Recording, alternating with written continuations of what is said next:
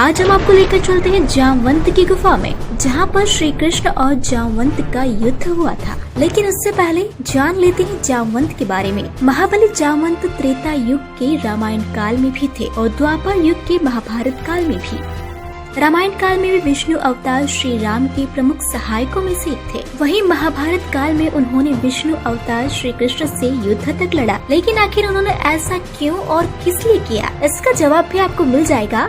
तो सुनते रहिए पुराण और शास्त्रों की यह रोचक कथा। क्या जामवंत आज भी जिंदा है? जानिए उनके जीवन का रहस्य। जामवंत को ऋषिपति कहा जाता है। यह ऋषि बिगड़कर रीछ हो गया, जिसका अर्थ होता है भालू, अर्थात भालू के राजा। लेकिन क्या वे सचमुच भालू मानव थे? रामायण आदि ग्रंथों में तो उनका चित्रण ऐसा ही किया गया है। ऋष शब्द संस्कृत में अंतरिक्ष शब्द से निकला है। दरअसल दुनिया भर की पौराणिक कथाओं में इस तारामंडल को अलग अलग नाम से पुकारा जाता है, लेकिन सप्तऋषि तारामंडल को यूनान में बड़ा भालू, लार्जर बियर कहा जाता है। इस तारामंडल के संबंध में प्राचीन और यूनान में कई दंत कथाएं प्रचलित है। पुराणों के अध्ययन से पता चलता है कि वशिष्ठ, अत्रि, विश्वामित्र, दुर्वासा, अश्वत्थामा, राजा बलि, हनुमान, विभीषण, कृपाचार्य, परशुराम, मार्कंडेय ऋषि, वेदव्यास और जामवंत आदि कई ऋषि मुनि और देवता सशरीर आज भी जीवित हैं। कहते हैं कि जामवंत जी बहुत ही विद्वान हैं। वेद उपनिषद उन्हें कंठस्थ है। वह निरंतर पढ़ाई करते थे और इस सुधायशीलता के कारण ही उन्होंने लंबा जीवन प्राप्त किया था। परशुराम और हनुमान के बाद जामवंत ही एक ऐसे व्यक्ति थे जिन्हें तीनों युग में होने का वर्णन मिलता है और कहा जाता है कि आज भी वे जिंदा हैं। लेकिन परशुराम और हनुमान से लंबी उम्र है जामवंत जी की, क्योंकि उनका जन्म सतयुग में राजा बलि के काल में हुआ था। परशुराम से बड़े हैं जामवंत और जामवंत से बड़े हैं राजा बलि। रामायण काल में हमारे देश में 3 प्रकार की संस्कृतियों का अस्तित्व था। उत्तर भारत में आर्य संस्कृति, जिसके प्रमुख राजा दशरथ थे। दक्षिण भारत में अनार्य संस्कृति, जिसका प्रमुख रावण था।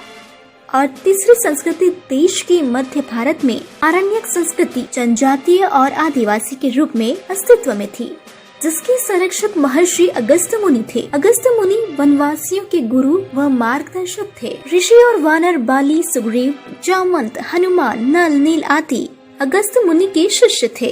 कहा जाता है कि जामवंत सतयुग और त्रेता युग में भी थे और द्वापर में भी उनके होने का वर्णन मिलता है। जामवंत एक ऋच थे या किसी देवता की संतान। आखिर जामवंत जी इतने लंबे काल तक कैसे जिंदा रहे, यह सब हम जानेंगे। एक और जो हनुमान जी और भीम को पवन पुत्र माना गया है, वही जामवंत जी को अग्नि पुत्र कहा गया है। जामवंत की माता एक गंधर्व कन्या थी। जब पिता देव और माता गंधर्व थी, तो कैसे ऋच मानव हो सकते हैं? एक दूसरी मान्यता के अनुसार भगवान ब्रह्मा ने एक ऐसा ऋच मानव बनाया था जो 2 पैरों से चल सकता था और जो मानवों से संवाद कर सकता था। पुराणों के अनुसार वानर और मानवों की तुलना में अधिक विकसित ऋच जनजाति का उल्लेख मिलता है। हालांकि इस संबंध में अधिक शोध किए जाने की आवश्यकता है। राम युग में जामवंत, त्रेता युग में भी जामवंत बूढ़े हो चले थे। राम के काल में उन्होंने भगवान राम की सहायता की थी। कहते हैं कि जामवंत समुद्र को लांघने में सक्षम थे, लेकिन त्रेता युग में वह बूढ़े हो चले थे। इसलिए उन्होंने हनुमान जी से इसके लिए विनती की थी कि आप ही समुद्र लांघिए। वाल्मीकि रामायण के युद्ध कांड में जामवंत का नाम विशेष उल्लेखनीय है। जब हनुमान जी अपनी शक्ति को भूल जाते हैं, तो जामवंत जी ही उनको याद दिलाते हैं। माना जाता है कि जामवंत जी आकार प्रकार में कुंभकर्ण से तनिक ही छोटे थे। जामवंत को परम ज्ञानी और अनुभवी माना जाता था। उन्होंने ही हनुमान जी से हिमालय में प्राप्त होने वाली 4 दुर्लभ औषधियों का वर्णन किया था, जिसमें से एक संजीवनी थी। राम रावण के युद्ध में जामवंत राम सेना के सेनापति थे। युद्ध की समाप्ति के बाद जब भगवान राम विदा होकर अयोध्या लौटने लगे, तो जामवंत जी ने उनसे कहा कि प्रभु, इतना बड़ा युद्ध हुआ मगर मुझे पसीने की एक बूंद तक नहीं गिरी। तो उस समय प्रभु श्री राम मुस्कुरा दिए और चुपचाप रह गए। श्री राम समझ गए कि जामवंत के भीतर अहंकार प्रवेश कर गया है। जामवंत ने कहा, प्रभु, युद्ध में सबको लड़ने का अवसर मिला, परंतु मुझे अपनी वीरता दिखाने का कोई अवसर नहीं मिला। मैं युद्ध में भाग नहीं ले सका और युद्ध करने में मेरी इच्छा मेरे मन में ही रह गई। उस समय भगवान ने जामवंत से कहा, तुम्हारी इच्छा अवश्य पूर्ण होगी। जब मैं अगला अवतार धारण करूँगा। तब तक तुम इसी स्थान पर रहकर तपस्या करो। द्वापर युग में भगवान श्री कृष्ण पर स्यामंतक मणि की चोरी का आरोप लगा, तो उस मणि को ढूंढते ढूंढते वह रायसेन जिले के जंगलों में आ गए। यहाँ जामगढ़ की गुफा के पास श्री कृष्ण का जामवंत से 27 दिन तक युद्ध हुआ। बाद में जामवंत ने मणि श्री कृष्ण को दे दी और अपनी बेटी जामवंती का विवाह उनके साथ कर दिया। किस तरह घटी ये घटना, चलिए जानते हैं। इससे पहले जानते हैं स्यामंतक मणि के बारे में। समयंतक मणि को इंद्रदेव धारण करते हैं। कहते हैं कि प्राचीन काल में कोहिनूर को ही स्यामंतक मणि कहा जाता था। कई स्रोतों के अनुसार कोहिनूर हीरा लगभग 5000 वर्ष पहले मिला था और यह प्राचीन संस्कृत इतिहास में लिखे अनुसार स्यामंतक मणि नाम से प्रसिद्ध रहा था। दुनिया के सभी हीरो का राजा है कोहिनूर हीरा।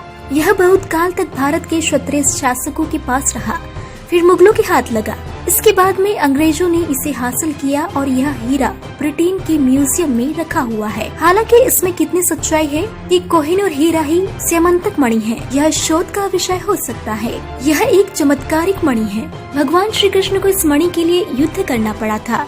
उन्होंने मणि के लिए नहीं बल्कि खुद पर लगे मणि चोरी के आरोप को असिद्ध करने के लिए जामवंत से युद्ध करना पड़ा था। दरअसल यह मणि भगवान श्री कृष्ण की पत्नी सत्यभामा के पिता सत्यजीत के पास थी और उन्हें यह मणि भगवान सूर्य ने दी थी। सत्यजीत ने यह मणि अपने देवघर में रखी थी। वहाँ से वह मणि पहनकर उनका भाई प्रसेनजीत आखेट के लिए चला गया। जंगल में उसे और उसके घोड़ों को एक सिंह ने मार दिया और मणि अपने पास रख ली। सिंह के पास मणि देखकर जामवंत ने सिंह को मारकर मणि उससे ले ली और उस मणि को लेकर वे अपनी गुफा में चले गए, जहां उन्होंने उसको खिलौने के रूप में अपनी पुत्री को दे दी थी। इधर सत्यजीत ने श्री कृष्ण पर आरोप लगा दिया कि यह मणि उन्होंने चुराई है। श्री कृष्ण को यह मणि हासिल करने के लिए जामवंत से युद्ध करना पड़ा। बाद में जामवंत जब युद्ध में हारने लगे तब उन्होंने अपने प्रभु श्री राम को पुकारा। तब उनकी पुकार सुनकर श्री कृष्ण को अपने राम स्वरूप में आना पड़ा। तब जामवंत ने समर्पण कर अपनी भूल स्वीकारी और उन्होंने मणि दे दी और श्री कृष्ण से निवेदन किया कि आप मेरी पुत्री जामवंती से विवाह करें। जामवंती कृष्ण के संयोग से महाप्रतापी पुत्र का जन्म हुआ, जिसका नाम सांब रखा गया। इस सांब के कारण ही कृष्ण कुल का नाश हो गया था। श्री कृष्ण ने कहा कि कोई ब्रह्मचारी और संयमी व्यक्ति ही इस मणि को धरोहर के रूप में रखने का अधिकारी है। अतः श्री कृष्ण ने वह मणि अक्रूर जी को दे दी। उन्होंने कहा कि अक्रूर, इसे तुम अपने पास रखो। तुम जैसे पूर्ण संयमी के पास रहने में ही इस दिव्य मणि की शोभा है। श्री कृष्ण की विनम्रता देखकर अक्रूर नतमस्तक हो उठे। तो यही वह गुफा है जहाँ श्री कृष्ण और जामवंत में 27 दिन तक युद्ध हुआ था।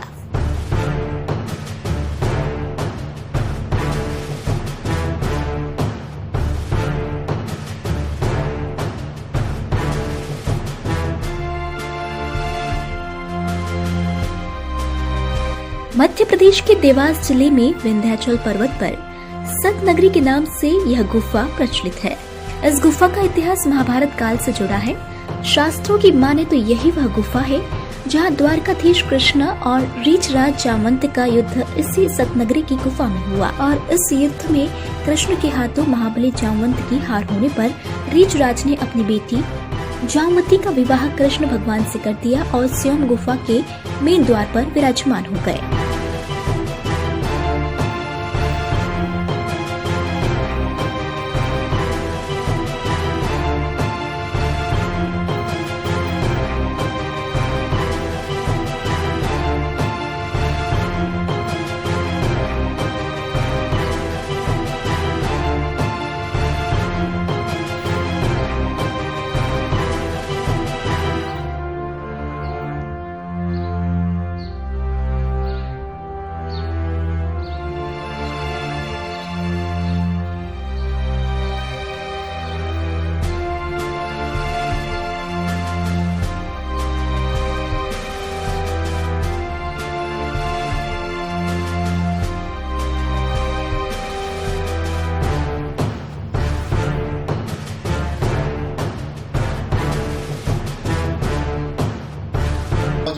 जामवंत गुफा में जाके हमारे सामने जामवंत भगवान खुद मौजूद है। अब हम जानना चाहेंगे यहाँ के मन जो पूजा करते हैं कि जामवंत गुफा का क्या रहस्य है, कब ये जामवंत मंदिर बना और कैसे बना, इसके बारे में आप जानना चाहेंगे हम मानसी जी से।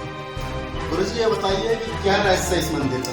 इस मंदिर का ये रहस्य है कि यहाँ भगवान श्री कृष्ण जामवंत जी का युद्ध 27 दिन 27 रात हुआ। वो इसलिए हुआ कि भगवान कृष्ण को मणि की चोरी लगी थी और भगवान कृष्ण मणि को खोजते हुए जो जब चले वहां से तो यहाँ आए तो यहाँ जामवंत ने शेर को मारकर और मणि को छुड़ा लिया था और अपनी लड़की जामवंती को दे दिया था, जो जामवंती गुफा के अंदर उसके उजाले में खुश रहती थी। और भगवान कृष्ण आए जब अपने साथियों से कहा कि भैया तुम एक काम करना, यहाँ गुफा के द्वार पर मेरा रास्ता देखना, मैं अंदर जा रहा हूँ। फिर भगवान कृष्ण गए, वो मणि को उठाने लग गए तो जामवंती चिल्लाई। फिर जब उसकी आवाज सुनकर और फिर जो जामवंत था वो जंगल से दौड़ के आया और भगवान को देखा। फिर भगवान से और कृष्ण से युद्ध शुरू हो गया। 27 दिन 27 रात ये युद्ध चला। इसके बाद में जब जामवंत परास्त होने लग गया, फिर हाथ जोड़ के खड़ा हो गया कि प्रभु ये तो बताओ आप हो कौन, क्योंकि जामवंत महाबली था, उसको कोई हरा नहीं सकता था। आखिरी मुष्टिका में जब वो विचलित हुआ फिर वो हाथ जोड़ के पूछने लग गया कि आप हो कौन, ये तो बताओ। फिर भगवान कृष्ण ने अपना राम रूप का दर्शन दिया यहाँ। क्यों कि अयोध्या में भगवान कृष्ण ने वरदान दिया था कि मैं तुम्हारी युद्ध की इच्छा द्वापर युग में पूरी करूंगा। वो लिखा हुआ है, कित मुरली कित चंद्रिका कित गोपियन के साथ अपने जन के कारणे श्री कृष्ण भय रघुनाथ। तो यहाँ भगवान कृष्ण ने अपने राम रूप का दर्शन दिया। फिर हाथ जोड़कर जामवंत खड़ा हुआ कि बस महाराज अब मेरी युद्ध की इच्छा पूर्ति हो गई। इसके बाद में फिर जामवंत ने अपनी लड़की जामवंती की शादी भगवान कृष्ण के साथ में करके और फिर मणि को दहेज में देके फिर भगवान कृष्ण को यहाँ से विदा किया। ये है सतनगरी, ये जामवंती गुफा का जो लेख है। और ये मंदिर जो है हमारे दादा गुरु मुरलीदास जी थे, जिन्हें यहाँ पर रह के तपस्या किया। तपस्या करने के बाद में उन्होंने मंदिर बनवाया। मंदिर बनवाने के बाद में उन्होंने यहाँ थोड़ी सी जमीन भी ली पड़त लावनी से 20 एकड़। और तो ये मंदिर का निर्माण हमारे दादा गुरु जो थे मुरलीदास जी ने, ये उनने करवाया। सब जामवंत जी की मूर्ति तो बहुत दिन से विराजमान है, इसको कोई जानता नहीं, न तो इसका कोई लेख है। देवास जिला मुख्यालय से 200 किलोमीटर एवं तहसील खातेगांव से 30 किलोमीटर दूर, ग्राम पंचायत हरणगांव खातेगांव तहसील से 3 किलोमीटर सत्यनगरी की पहाड़ी में अनेक धार्मिक कथाएं प्रचलित है। यहाँ का नजारा इतना मनभावन है, जो भी यहाँ पर प्रकृति का नजारा देखने को मिलता है उसे देखकर मन आनंदित हो जाता है। और जामवंत के मंदिर के सामने भगवान भोलेनाथ एवं खेड़ापति हनुमान जी का एक सदियों पुराना मंदिर है। इस मंदिर में अनंत काल से साधु संत महात्मा भोलेनाथ की तपस्या करते हैं, इसलिए सतनगरी तपस्वियों के सिद्ध स्थानों में प्रचलित है। वहीं जामवंत गुफा के बाईं ओर थोड़ी दूर पर जोगिनी माता का मंदिर बना हुआ है, जिसमें 13 जोगिनी देवियों की मूर्तियां स्थापित है, जो कि सतनगरी में लोगों को आने के लिए मजबूर कर देती हैं। जो भी लोग अपने कष्टों व समस्याओं से बहुत परेशान हैं, उन निराश लोगों के लिए ये 13 जोगिनी माता का मंदिर एक वरदान है। क्षेत्र के बड़े बूढ़े लोगों की माने तो उनका कहना है कि जो भी कोई जोगिनी माता के मंदिर में अपनी समस्याओं के बारे में मन्नत मांगता है, वो 1 साल के अंदर पूरी हो जाती है। और जब लोगों की मन्नत पूरी होती है तो जोगिनी माता के मंदिर में लोग 13 देवियों के लिए श्रृंगार एवं पूजा का सामान भेंट करते हैं। सतनगरी के जामवंत एवं जोगिनी माता मंदिर की एक और प्रचलित कहानी है कि इस क्षेत्र में जब भी चोर लुटेरे चोरी करने या डाका डालने आते थे, तो वहाँ पहले जोगिनी देवी के मंदिर में पूजा अर्चना कर ही चोरी करने एवं लोगों को लूटने के लिए आगे बढ़ते थे। जोगिनी देवी की पूजा करने से इन चोर लुटेरों को कोई पकड़ भी नहीं पाता था इसीलिए आज से 40 साल पहले सतनगरी के आसपास जंगलों से गुजरने वाली बैलगाड़ी एवं घुड़सवार लोगों के साथ लूटपाट होती थी और कभी भी देवी के आशीर्वाद से कोई लुटेरा पकड़ाया भी नहीं। ऐसी मान्यता है कि यहाँ पर जो भी भक्त आता है अपने मन की जो मुरादें हैं वह पूर्ण होती है।